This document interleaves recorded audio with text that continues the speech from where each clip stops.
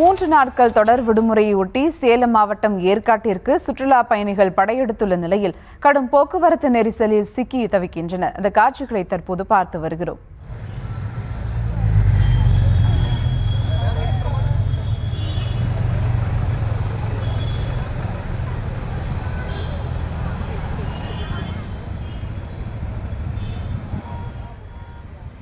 கூடுதல் விவரங்களோடு இணைகிறார் செய்தியாளர் மணிசெல்வம். வணக்கம் மணிசெல்வம். 3 நாட்கள் தொடர் விடுமுறையொட்டி அங்கு சுற்றுலா பயணிகளின் வருகை எந்த அளவுக்கு இருக்கிறது? விவரங்கள்.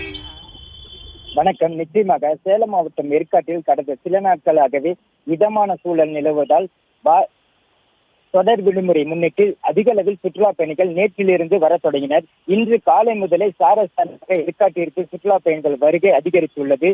இந்த நிலையில் அண்ணா சாலை, ஏரிச்சாலை, ஏற்காடு மலைப்பாதை போன்ற பகுதிகளில் 5 கிலோமீட்டர் தூரத்திற்கு வாகனங்கள் அணிவகுத்து நிற்கின்றன. மேலும் காவல்துறை பற்றாக்குறையால் போக்குவரத்து நெரிசலை சீர் செய்ய முடியாமல் திண்டாடி வருகின்றனர். மேலும் தமிழகம் முதலமைச்சர் சேலம் வருகை சென்றதால் காவல்துறையினர் அனைவரும் அங்கு சென்று விட்டதாக கூறப்படுகிறது.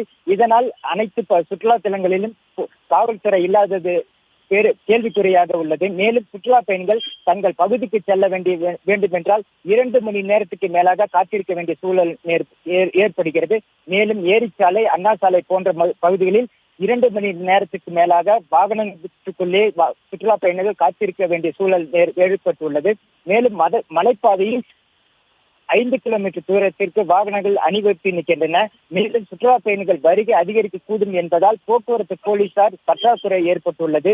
மேலும் சுற்றுலா பயணிகள் அதிக அளவில் வருவார்கள் என்று எதிர்பார்க்கப்படுவதால் போதிய போலீசார் பாதுகாப்பு பணியில் ஈடுபடுத்த வேண்டும் என்று சுற்றுலா பயணிகள் கோரிக்கையாக உள்ளது. விவரங்களுக்கு நன்றி மணிசெல்வம்.